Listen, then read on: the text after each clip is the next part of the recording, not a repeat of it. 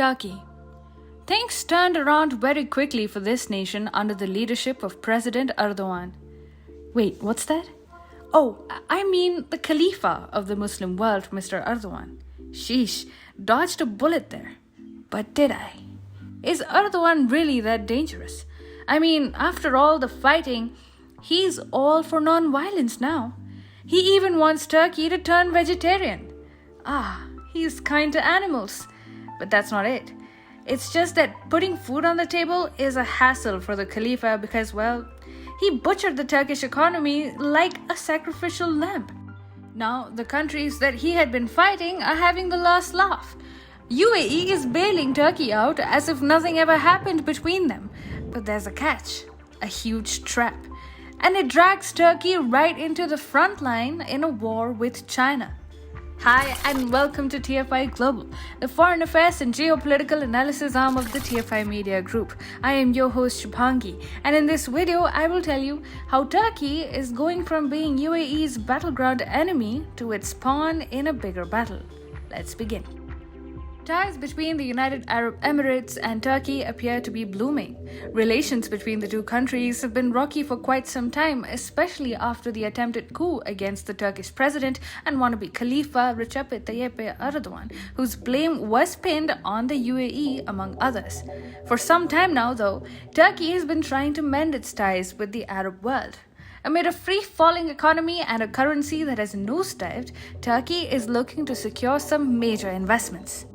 And the United Arab Emirates seems keen to play ball. However, the UAE has set the ball rolling on a major game with potentially devastating impacts for China. On Wednesday, UAE's crown prince and powerful de facto ruler Mohammed bin Zayed paid a visit to Turkey and met Erdogan. The last visit to Turkey by MBZ was in 2012. So, the latest visit was indeed significant.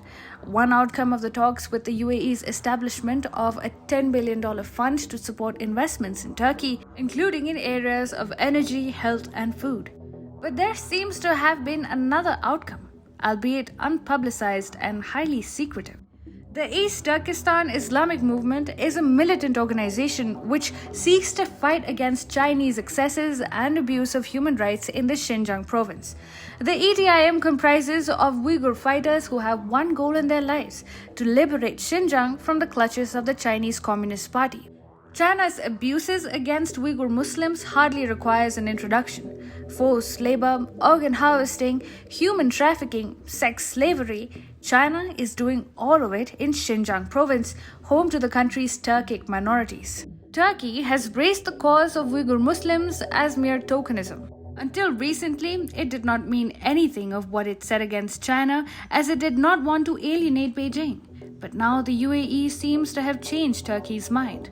Therefore, Turkey has come up with a Turkic council that could end up empowering the ETIM and possibly many other organizations like it. According to the South China Morning Post, the Cooperation Council of Turkic-speaking states, also known as the Turkic Council, has changed its name to the Organization of Turkic States, or the OTS, which some view as boosting unity between them. The group includes Turkey, which is home to its General Secretariat in Istanbul, Azerbaijan, Kazakhstan, Kyrgyzstan, and Uzbekistan, along with observer states like Turkmenistan and Hungary.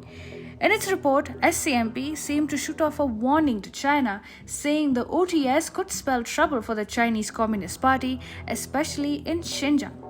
According to Pan Jiping, head of the Central Asian Studies Institute at the Xinjiang Academy in Urumqi, the Chinese government needs to keep a close eye on what kind of engagement there may be between the OTS and the East Turkestan Islamic Movement to see whether the OTS will become a platform of the Uyghur Islamic extremist group.